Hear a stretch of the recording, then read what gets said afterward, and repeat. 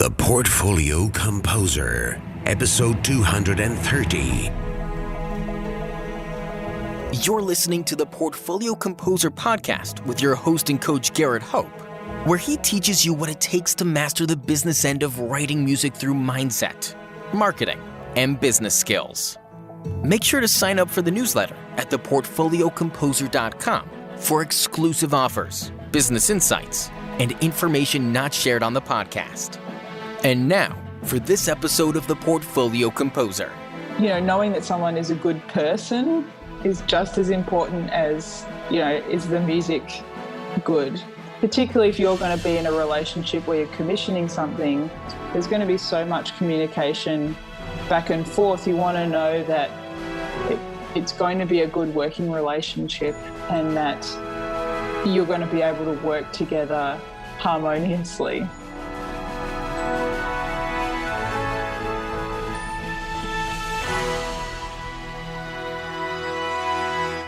This episode is brought to you by Dorico, the music notation software from Steinberg. Just released, Dorico Pro 3 is a major new version with game-changing advances in note input, notation, and engraving. Also available from Steinberg is Dorico Elements, an entry-level application that packs all of the essential power of Dorico Pro into a simple, streamlined package that is ideal for those getting started. Find out more later in the show. Hello, composers. Welcome to episode 230 of the Portfolio Composer podcast. I'm your host, your coach, and your teacher, Garrett Hope, and I'm thrilled to introduce you to a friend of mine, Ingrid Martin. Ingrid is an Australian conductor and educator. She is passionate about helping conductors become better leaders, musicians, and educators. She has created a new resource that I think is something that all composers should look into, not only so we can become better conductors, but so that we can become better communicators, better composers, and so we can learn to think how conductors think. You'll get a lot out of this. Enjoy. Hi, Ingrid. Welcome to the Portfolio Composer. Hi, Garrett. Thanks so much for having me. It's my pleasure. I'm really excited to speak with you. I have to let you know that I actually have set Siri on my iPhone to be an Australian female. So I really have an affinity for your accent, and I love speaking with you. You'll just feel like you're right at home. I do, right? I often use Siri when I'm teaching, especially when in my history of rock and roll class, we're talking about the band Queen, and we watch the music video for Bohemian Rhapsody, and then you can go to your iPhone and you can say, "Hey Siri, is this the real life?" Oh, Siri just turned on for real. Okay. And then Siri recites the whole text of the song. That's amazing. I will have to do that. Well, anyway, I'm so happy to have you on the podcast and to speak with you. We met 2 years ago almost at the Midwest Clinic when you brought one of your ensembles all the way from Australia to Chicago. Yeah, I can't believe it's 2 years ago. It was such a fantastic experience to actually get to perform at Midwest after having attended so many times before. What has been the biggest value for you attending really large conferences like the Midwest Clinic? Well, I think particularly for the Midwest Clinic, it's about getting to see and hear the different ensembles that are out there that are performing at a really high level, because that's not something that we have a lot of access to in Australia. And I know that that's the case probably for most people. There might be a couple of great groups in their town where they live, even in the US, but to see everyone all together in the one place and you can go to 4 concerts a day and hear exceptional playing is always a joy. And also it's usually the place where at that time I was picking up most of my repertoire ideas and learning about new composers and networking with composers, meeting people to kind of start those relationships. Can I dig into the whole networking with composers, what you just brought up? I remember one of the first times that I went, it felt like going into a place where there were just celebrities everywhere, very geeky, musical composer celebrities. But I remember when someone first pointed out, oh, that's Frank Ticheli, or that's John Mackey, or that's Michael Markowski. And, again, because most of the people there are Americans and coming from Australia, it was just names that I had seen on the top right-hand corner of all this sheet music right from when I was a kid. And to be able to see them and meet them in person was really exciting. I remember I got to meet briefly Michael Colgrass once, which was amazing. But, there's people like Michael Colgrass who was really just there to sign some books, and he did a fantastic presentation. But then lots of them are really there to show people what it is that they do. Like they might have a stall at the exhibit hall and have all of their scores there and their recordings, and it's a real chance to talk to them about what they do and who they're really trying to write for, if they're trying to write for a particular audience. Lots of the composers that attend there doing lots of commissions for educational groups, and a chance to find out what they might have coming up next, because some of them might be booked years in advance. Oh, in 3 years, I've got a grade 2 concert band piece coming out, and you think, oh, that would be really useful for me. I'm going to keep an eye on that person. I'm going to keep up with them on their website or on their mailing list so that I know when that happens. Right. Now, I know a lot of composers do go to network. And from the conductor's perspective, from your perspective, what do you want to have in that interaction? I mean, composers would love to show up at a conference because it's a large investment to go and attend, and even larger to get a booth, and all of a sudden have 25 people signed up on their latest consortium project. But that doesn't happen. And in my experience, conductors don't want to have scores shoved in their hands, because then you have to carry these things around.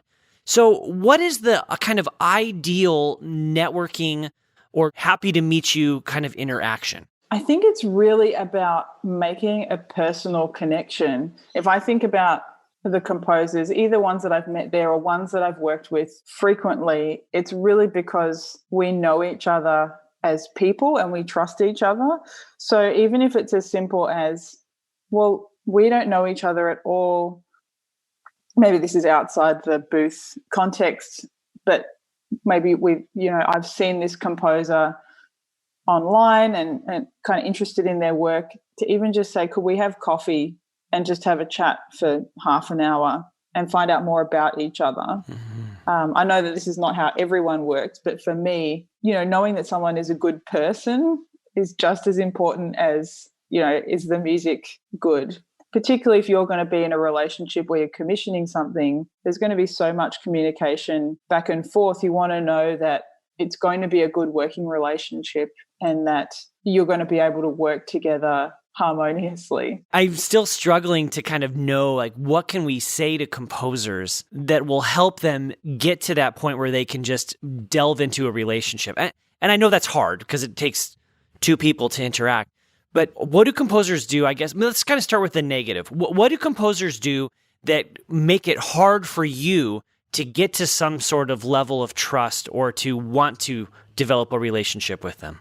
Well, I think it starts with what is going to be a conductor's first interaction with you, which for most people is going to be online. So for me as a conductor, when I'm searching for repertoire, I want to be able to see the score, preferably the whole score, not just a couple of pages, and a recording of the full length of the work. Even if that's not with a real musician, then, like a MIDI file or a digital file is fine. And to, have a online presence that is well crafted and professional looking is kind of sending me all the signals as a conductor that this person takes their work seriously and presents themselves professionally. And if I've got access to those resources, then I'm going to know you quite well from a musical point of view before I meet you in person. And I'm going to have some content to kind of discuss with you or say, oh, I noticed that I looked at your piece X and I'm looking for a piece similar to that for my ensemble, but piece X has these things that might be, for example, too challenging for my group. Do you have any other pieces, or are you writing any other pieces currently that would satisfy those needs? So I think making sure that the online presence has what conductors need, because it's really frustrating for me if I'm trying to find new repertoire, which is, I guess, the most important part of my job for an ensemble, when I get really excited about a piece and then I can only see a couple of pages of the score and I can only hear a little snippet of a recording, then I have to do a lot of extra work to get the information that I need about whether I can say yes or no to that piece. Mm-hmm.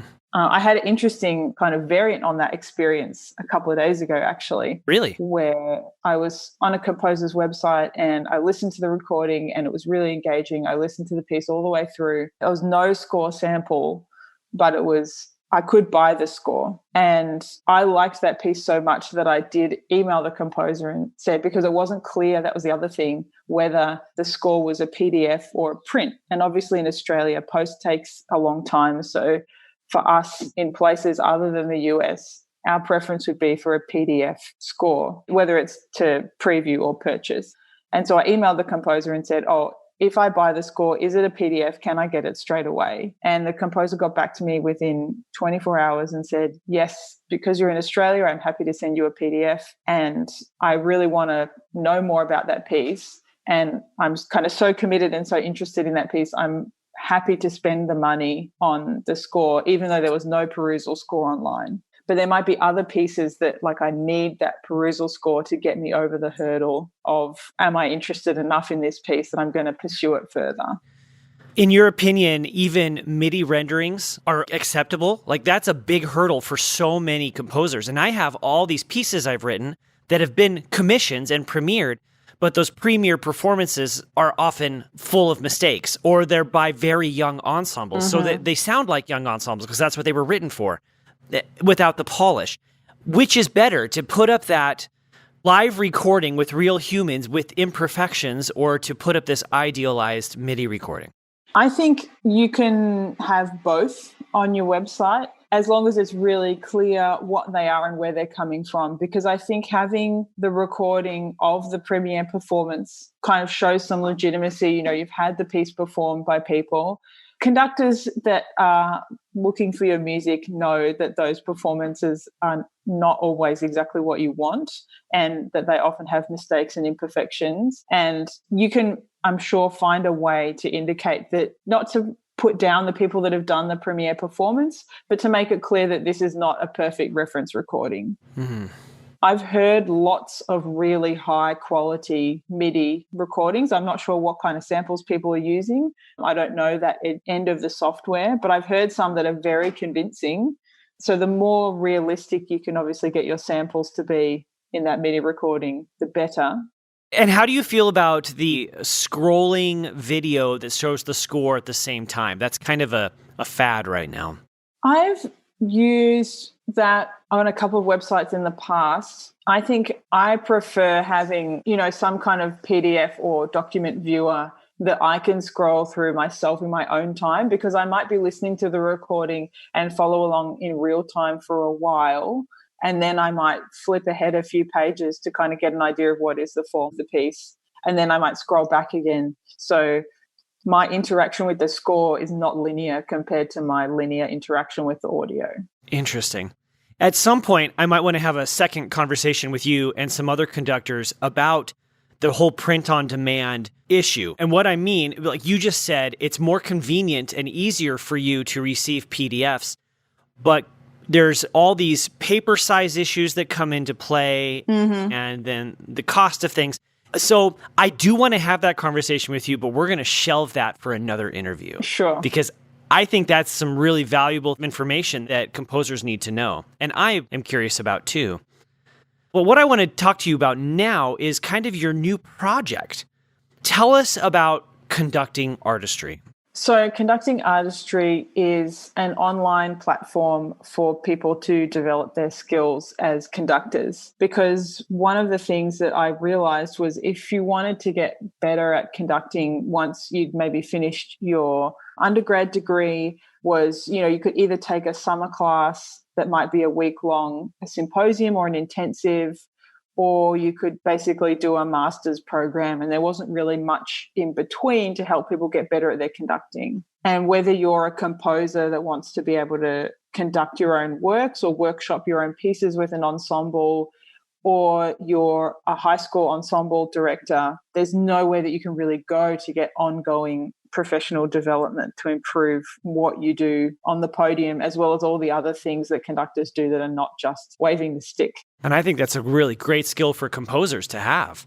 Absolutely. I mean, in the times that I have worked with composers, particularly on bringing new works to life, when they're able to either get up in front of the ensemble and conduct something, or even just be able to speak to the ensemble and problem solve with the ensemble in the way that a conductor does, or from a conductor's point of view, it makes the whole process much more efficient and clearer for the musicians. This episode is sponsored by Dorico, the future of scoring. And we want to feature real Dorico users so you can know that real composers out in the world today are using Dorico to make their careers happen. My name is Aaron Perrine, and I'm a composer and a conductor. I have found that it has drastically improved my workflow. I feel like far less editing and engraving necessary with Dorico. It's just so intuitive when you kind of wrap your head around how it handles things, and just understanding how it works globally. Everything is done globally. So now if I ever want to make a change, I have to think about it. Okay, how would I do this, behind the scenes? What really attracted me, and actually my first piece that I wrote in Dorico was a saxophone concerto, and I was attracted to the flows, the way it can handle a multi-movement piece so effortlessly. And I thought, and that was maybe a crazy one to jump into. I should have probably done, that was a 20-minute piece. I should have probably done something a little smaller. But that forced me to learn program quite well.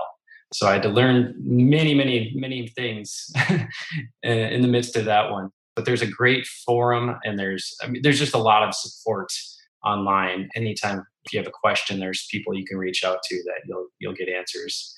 It's just time is money. I mean, it's for me, it's that simple. I spend more time writing music and less time fighting with a notation program. I feel like the notation program is just simply it just should be a tool to best express yourself as a composer.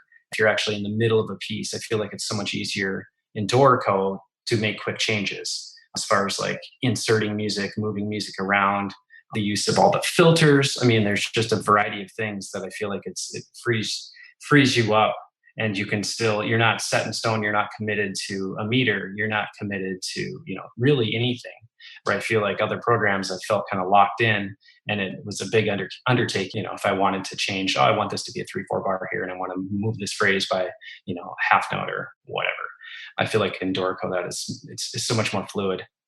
I would recommend Dorico because I feel like it is the most cutting edge notational program on the market.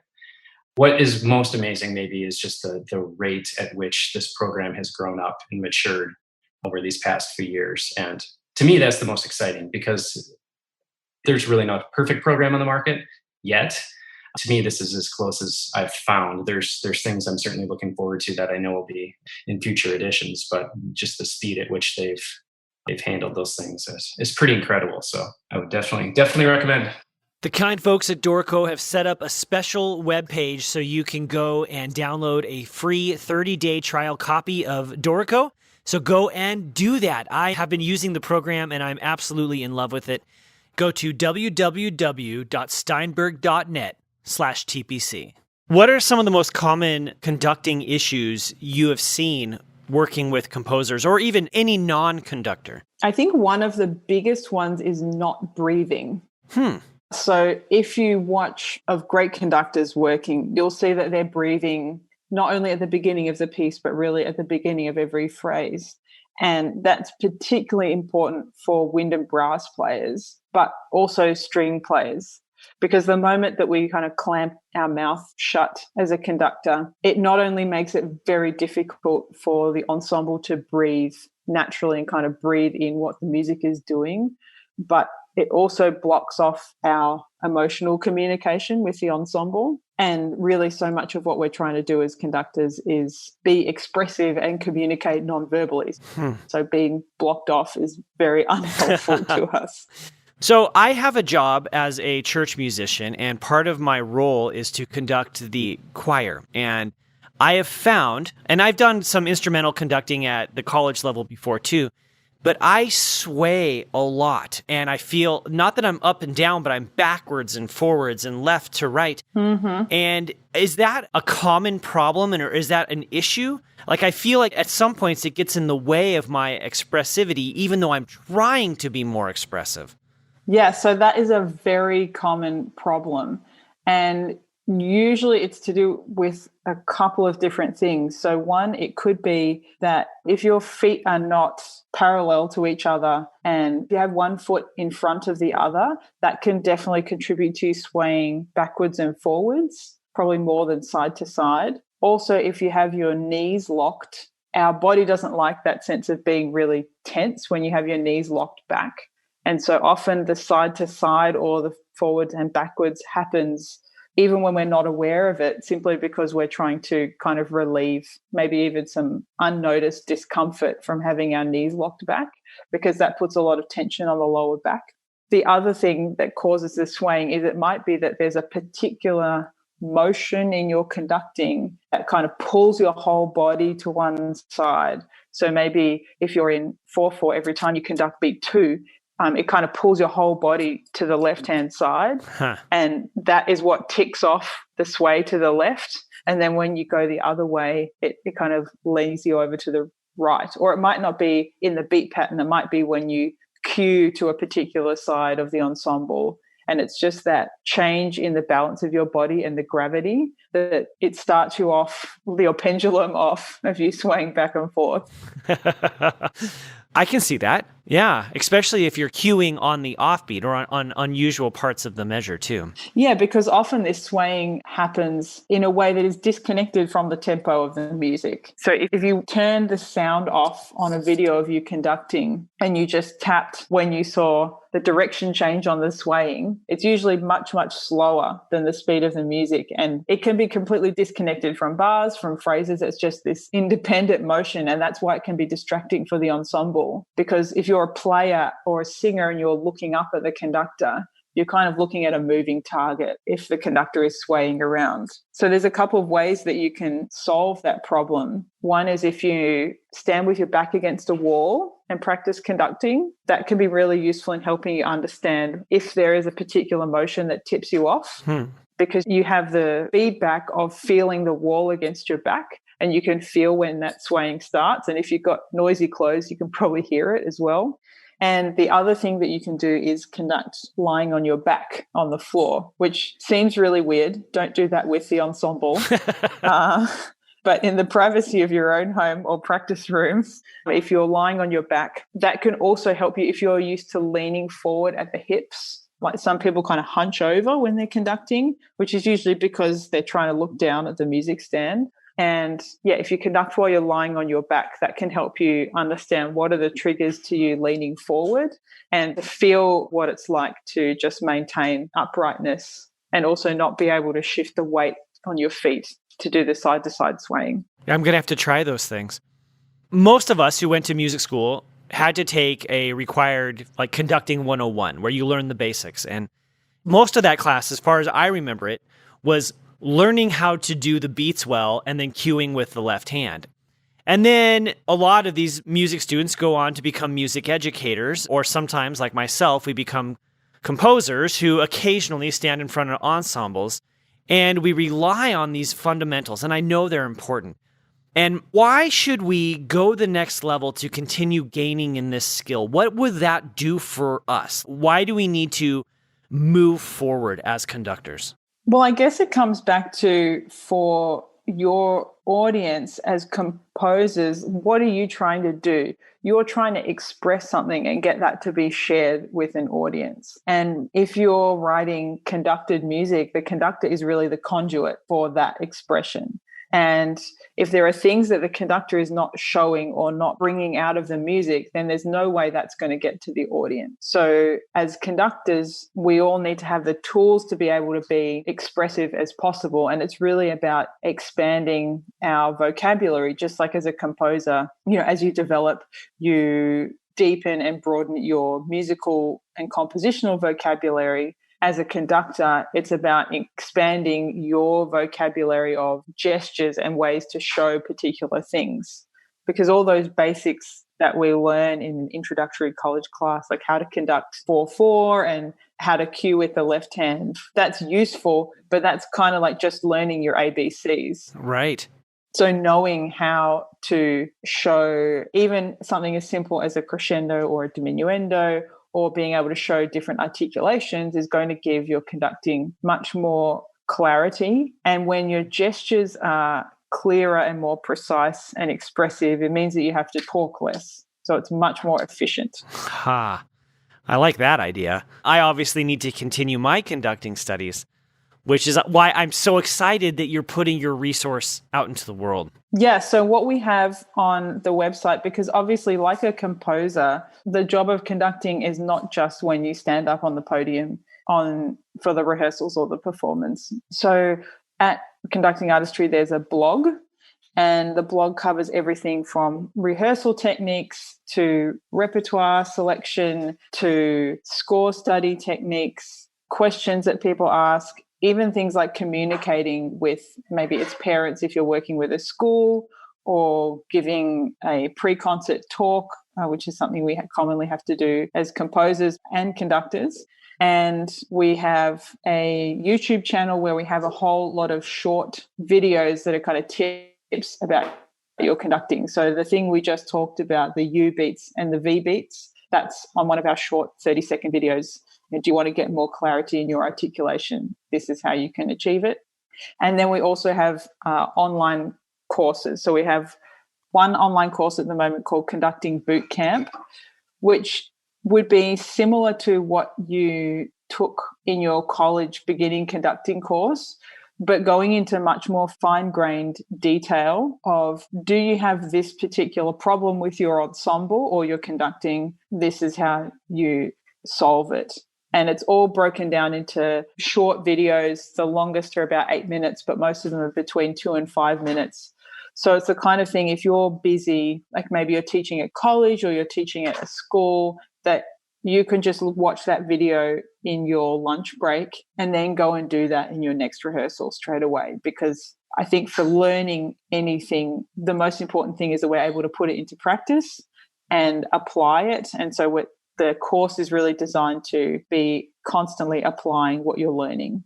That's amazing. I love how bite-sized it is. And when I was perusing your content, you have some really nice indexes, like conducting problems and ensemble problems, so you can really narrow in on, here's the issue, watch this video. Yeah, because I think it's all well and good to have all the content. And, I spent a long time creating all these videos based on the work that I've done with hundreds of conductors in private lessons, that these are the common problems and these are the solutions that are proven to be effective in solving those problems.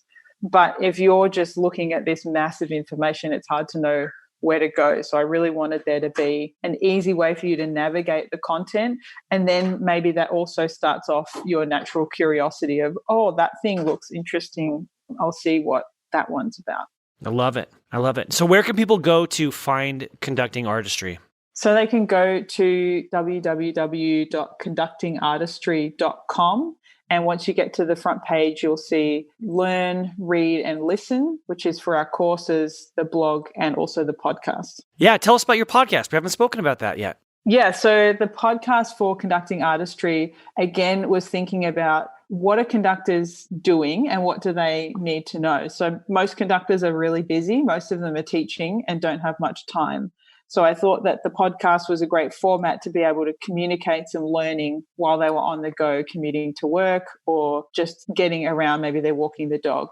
So the first series of the podcast is all about repertoire selection and programming. So this would be really interesting for composers to see as a conductor, what is the process for going through selecting repertoire for both on a concert level, but the podcast is really talking about how do you plan out the repertoire for an ensemble on a whole year scale, and what are all of the different things that you have to take into consideration in order to pick a program that is balanced and contrasting and meets the educational needs of the ensemble, if that is part of what the ensemble is doing, and also meeting the artistic needs of the ensemble players and the audience.